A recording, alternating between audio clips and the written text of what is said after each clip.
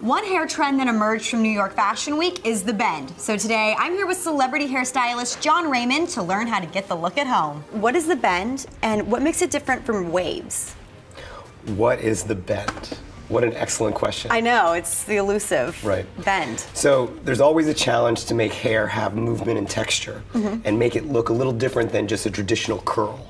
So when you use a curling iron, you're going to get a very traditional curl that looks like it's patterned around an iron. Like you're going to prom. Exactly, right. So it's a more classic feel. Yeah. So as we move into fashion and as we look at sort of more modern and contemporary textures, we look at different ways to create that.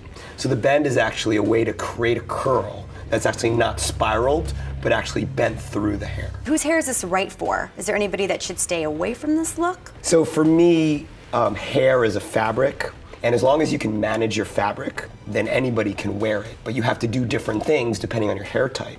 So for example, if your hair is really curly, you're gonna have to blow it out first, and then put the bend in. It looks effortless, but it does take some work. One of the hardest things as a hairdresser is to make hair look like you didn't try to make it look. Let's just get right into this. So does my hair need to be stick straight? No, it doesn't have to be stick straight. Really, it's about having the texture that I'm looking for. Like, I don't want your hair to be too soft.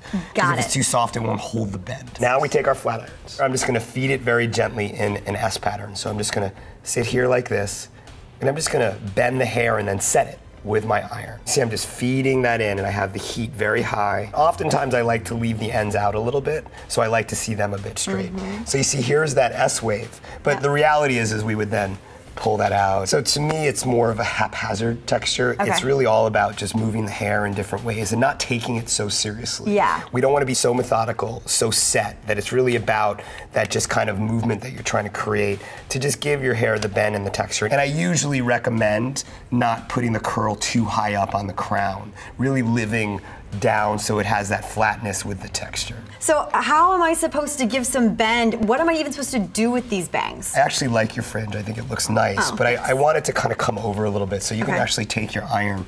And again, it just speaks to the pliability of your hair. And here I can just kind of give it a soft little set. How do we top this off? So there's a couple of options. If your hair is really fine, I would just finish it off with some hairspray.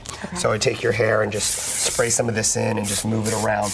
But your hair isn't fine. Your hair is a little coarser, it's a little fuller. Putting in something like a texturizing cream just to make it a little more piecey and a little more fun. And as you can see here, you have this really nice kind of haphazard ways. It looks modern. I think it's beautiful, and I think it really suits your style.